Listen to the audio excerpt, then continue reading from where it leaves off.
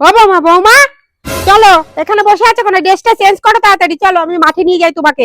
আমাদের মাঠে অনেক জমি আছে এই সাইডে, ওইটা তোমাকে দেখিয়ে নিয়ে আসি। ঠিক আছে মা, চলুন। অনেকদিন ধরে ভাবছি যাবো যাবো, সময় হচ্ছে না।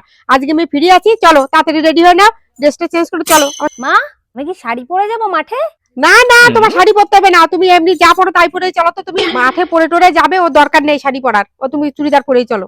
চলো। ঠিক আছে, যাচ্ছি।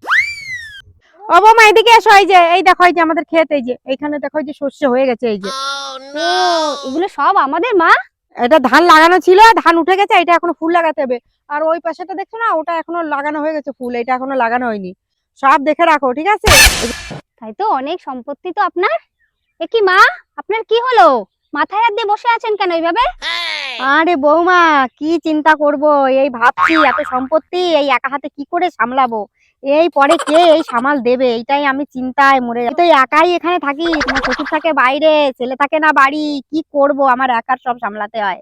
এই টেনশনে আমি মরে যাচ্ছি বৌমা। ও আচ্ছা, ঠিক আছে মা, তাহলে একটা কাজ করেন আপনি, এই সম্পত্তি না সব আমার নামে লিখে দেন, তাহলে আপনার কোনো টেনশনই থাকবে না, তাই তো?